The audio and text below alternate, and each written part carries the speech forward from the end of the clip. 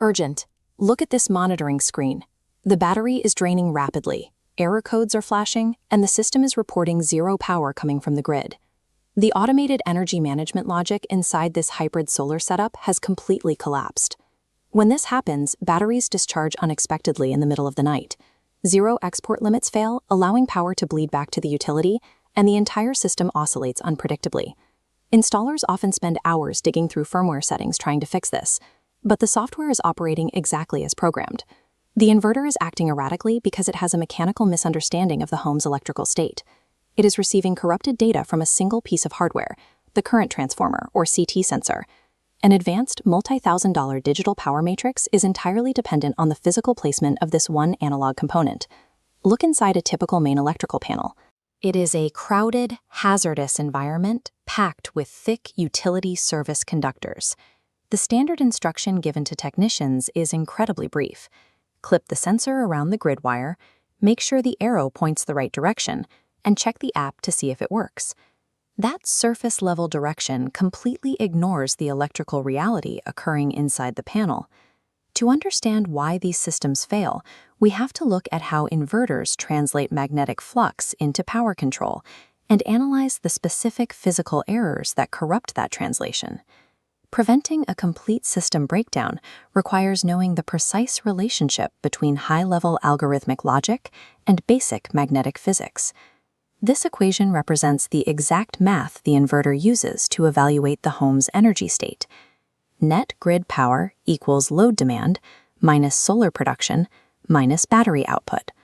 The system calculates active load demand and subtracts power the solar panels and battery bank actively provide. If the resulting number is greater than 0, the house needs more energy than it produces.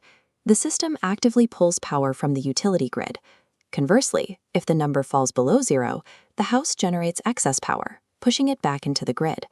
The inverter uses this specific positive or negative integer to autonomously trigger its next action.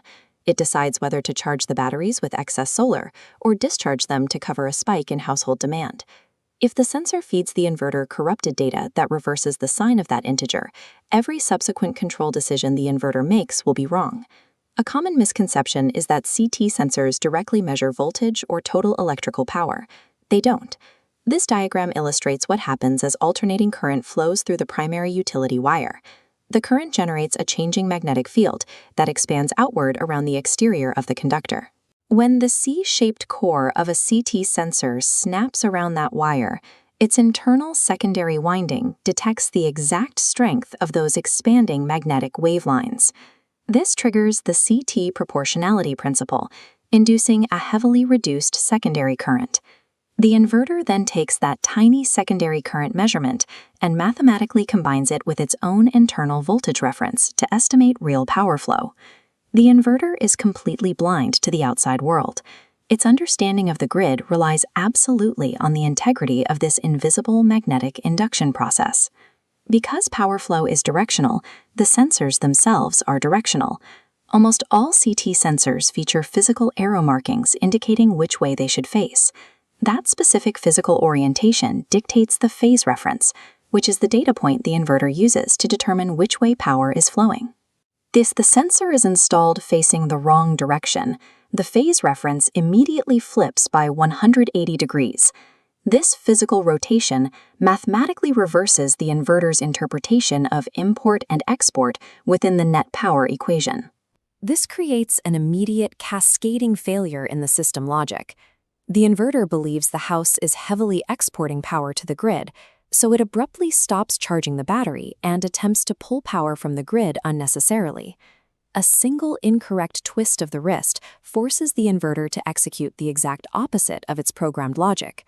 The most frequent visual mistake made by inexperienced installers is clamping the CT sensor around the entire outer sheath of a bundled main cable. That bundled cable contains both a line conductor and a neutral conductor running parallel to each other. This diagram shows the line conductor carrying current into the home, while the neutral wire carries that exact same current back out. Because these currents are equal and opposite, their magnetic fields oppose each other, neutralizing the net current. The overlapping magnetic fields cancel each other out entirely. The CT sensor detects almost zero net magnetic flux, regardless of actual power usage. In this scenario, the inverter is not malfunctioning. It has been physically blinded. It falsely concludes the home is drawing zero current from the utility, disabling any zero export limiting functions and allowing unmeasured power back onto the grid. North American electrical systems add another layer of complexity.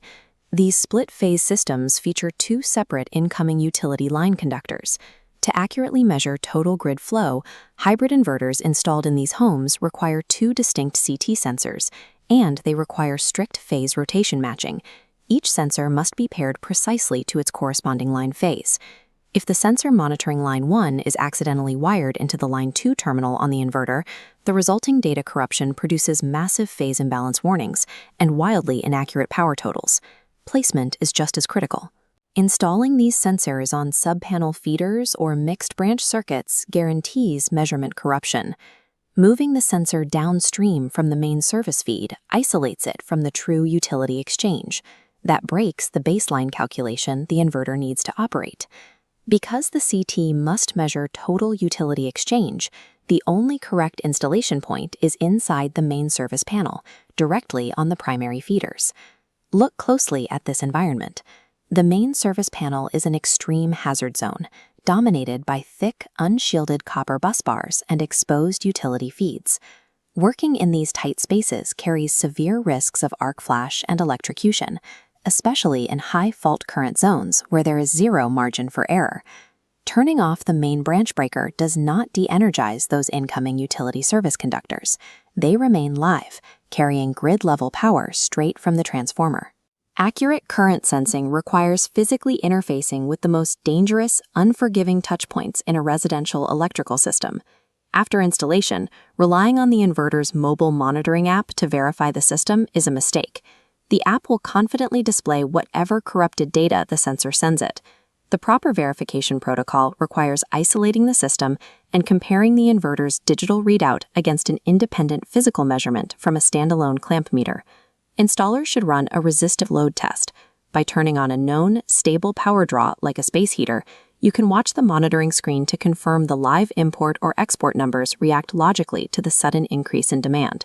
Many modern inverters now offer a menu setting that allows you to reverse CT polarity digitally, saving a trip back into the electrical panel.